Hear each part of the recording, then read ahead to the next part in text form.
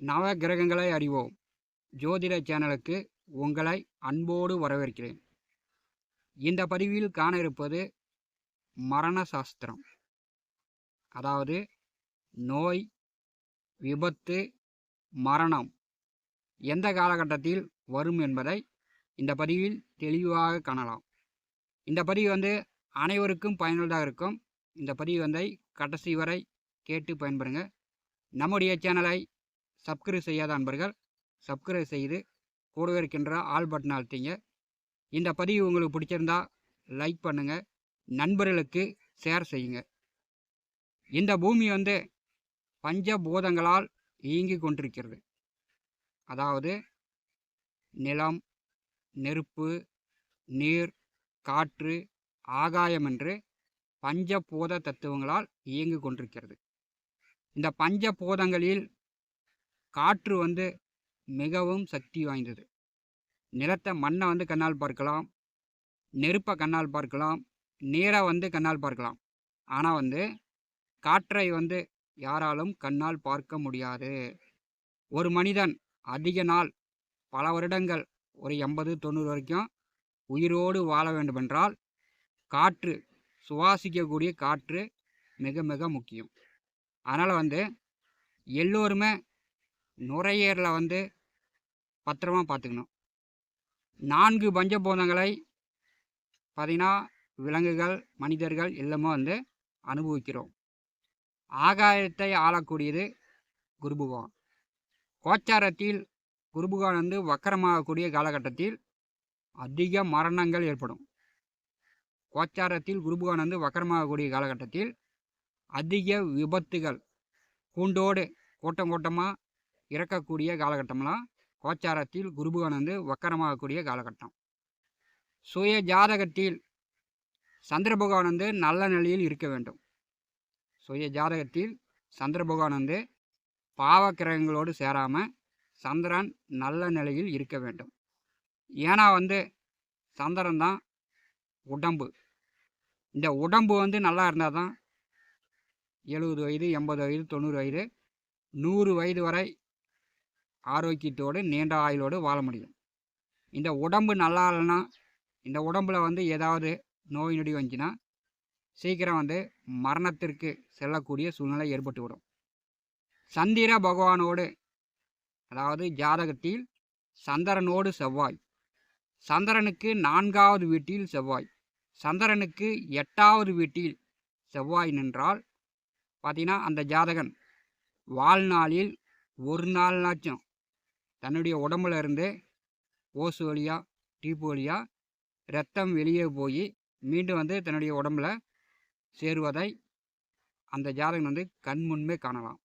இந்த சந்திரன் செவ்வாயோடு, சந்திரனுக்கு 4ஆம் வீட்டில், சந்திரனுக்கு 8ஆம் வீட்டில் செவ்வாய் நின்றால் தன்னுடைய இரத்தத்தை அந்த ஜாதகன் பார்ப்பார். உடம்பு நல்லா இருக்கணும் அப்படின்னா சந்திர பகவானுக்கு வீடு கொடுத்தவர், அதாவது ராசி அதிபதி, பஞ்சபூத தத்துவத்தில் நெருப்பு, மண், காற்று, நீர், இந்த 4 ராசிகளில் சந்திர பகவானுக்கு வீடு கொடுத்த, அதாவது ராசி அதிபதி எந்த ராசியில் எந்த பஞ்சபூத தத்துவத்தில் அமர்ந்திருக்கிறார் என்று நீங்கள் பார்த்து கொள்ளுங்கள். அதன் வழிதான் மரணம் வரும். நெருப்பில் அமர்ந்தால் நெருப்பு சார்ந்து, மின்சாரம் சார்ந்து மரணம் வரும். மண் தத்துவத்தில் இந்த ஜாதகன் பார்த்திங்கன்னா நீண்ட ஆயுளோடு ஆரோக்கியத்தோடு வாழ்வார். மண் தத்துவத்தில் சந்திரன் என்ற ராசி அதிபதி நிற்பது பெரும்பாலும் சிறப்பு தான். காற்று தத்துவத்தில் சந்திரன் என்ற ராசி அதிபதி காற்று போத தத்துவத்தில் நிற்கும்போது அந்த ஜாதகனுக்கு பார்த்திங்கன்னா நுரையீரல், சுவாச கோளாறுலாம் வரும். இப்போ காற்று தத்துவத்தில் உங்கள் ராசி அதிபதி நின்றிருந்தால் அவர்கள் பீடி, சிகரெட்டு, இந்த புகையிலை பழக்கங்களை, புகை பிடிக்கிற பழக்கத்தை நீங்கள் அறவே தவிர்க்க வேண்டும். உங்களுடைய நுரையீரலை நீங்கள் பத்திரமா பாதுகாத்துக்கணும். இல்லைன்னா பிற்காலத்தில் மூச்சு விட திணறுவீங்க. காற்று தத்துவத்தில் உங்களுடைய ராசி அதிபதி நின்றிருந்தால் மூச்சு விட முடியாமல் மூச்சு திணறல் ஏற்பட்டு மரணம் அடையக்கூடிய அமைப்பு ஏற்படும். நீர் தத்துவ ராசியில், அதாவது நீர்போதத்தில் உங்கள் ராசி அதிபதி நின்றிருந்தால் நீரால் கண்டம் வரும். இவர்கள் என்ன பண்ணணும் அப்படின்னா, மது அதிகமாக குடிப்பதை தவிர்க்க வேண்டும். அதாவது கணக்காக மது சாப்பிட்டுக்க வேண்டியதுதான். அதே மாதிரி நீர்நிலைகளில், ஏரி, கடல், கிணறு, குளம், கொட்டை, இந்த மாதிரி நீர்நிலைகளில் குளிக்கும்போது ஆழமான பகுதிக்கு செல்லாமல் இவர்கள் பார்த்து கொள்ள வேண்டும். ஏன்னா இந்த பஞ்சபூத தத்துவத்தின் வழியில்தான் மரணம் உண்டாகும். மரண சாஸ்திரம் இது எந்த புராண நூல்களிலும் கண்டுபிடிக்க முடியாது. இது என்னுடைய அனுபவ ரீதியான பலன். இதை யாரும் மற்ற சேனல்களில் நீங்கள் பார்க்க முடியாது. மரண சாஸ்திரம் என்னுடைய அனுபவ ரீதியாக நான் கண்டுபிடித்தது. அதாவது ஜாதகத்தில் சந்திர பகவான் நின்ற ராசிக்கு 6ஆம் அதிபதி, சந்திர பகவான் நின்ற ராசிக்கு, தன் ராசிக்கு 6ஆம் அதிபதி எந்த கிரகமோ அந்த கிரகம் நேசமாகக்கூடிய வீட்டில் ராசி அதிபதி கிரகம் கோச்சாரத்தில் செல்லும்போது அந்த ஜாதகனுக்கு விபத்து, நோய், மரணம் கூட வரும். அதாவது சந்திர பகவான் நின்ற ராசிக்கு 6ஆம் அதிபதி எந்த இடத்தில் நேசமாகிறாரோ, உங்கள் ஜாதகத்தில் உங்கள் ராசிக்கு 6ஆம் அதிபதி எந்த ராசியில் நேசமாகிறாரோ அந்த ராசியில் கோச்சாரத்தில் உங்கள் ராசி அதிபதி செல்லும்போது நோய், விபத்து, மரணம் ஏற்படும். இது 20 வயதாக இருந்தாலும் சரி, 60 வயதாக இருந்தாலும் சரி, 80 வயதாக இருந்தாலும் சரி, இது மிக பலமான ஒரு அமைப்பு.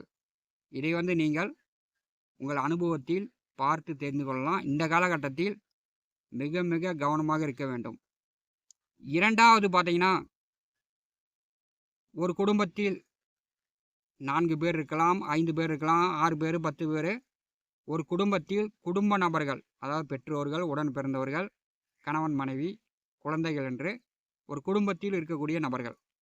இப்போ ஒரு குடும்பத்தில் கூட்டு குடும்பமாக இருக்கக்கூடியவர்களுக்கு, ஒரு குடும்பத்தில் 2 நபர்களுக்கு ஒரு சேர ராகு புத்தி வந்தால், ஒரு குடும்பத்தில் 2 நபர்களுக்கு ராகு புத்தி வந்தால் அந்த குடும்பத்தில் கண்டிப்பாக அந்த ராகு புத்தி முடியுங்காட்டியும் யாருக்காவது ஒருவருக்கு மரணம் வரும். அடுத்த பாயிண்ட், லக்னாதிபதி 12 லக்னங்களில் லக்னம் நின்ற லக்னாதிபதி கோச்சாரத்தில் ராகுவை நெருங்கும் போது, லக்னம் நின்ற லக்னாதிபதி கோச்சாரத்தில் ராகுவை நெருங்கும் போது, நம்முடைய பிறந்த திதி அப்போது சந்திர பகவான் ராகுவை நெருங்கும் போது நாம் பிறந்த திதி வந்தால் அந்த காலகட்டத்தில் மரணம் உண்டாகும். இந்த 3 விதி பார்த்திங்கன்னா மிக பலமான விதி. மற்றவர்கள் இறப்ப கூட நீங்கள் கணக்கில் எடுத்து இந்த விதியை இருக்குதான்னு நீங்கள் பார்க்கலாம்.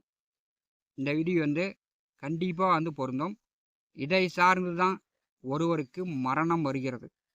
அதாவது பஞ்சபூதங்களில் எந்த பஞ்சபூதத்தில் நிற்கிறாரோ அதை சார்ந்து மரணம் வருகிறது. நான் சொன்ன இந்த 3 விஷயங்கள் மூலம் மரணத்திற்குண்டான வாய்ப்புகள் மிக அதிகமாக இருக்கிறது.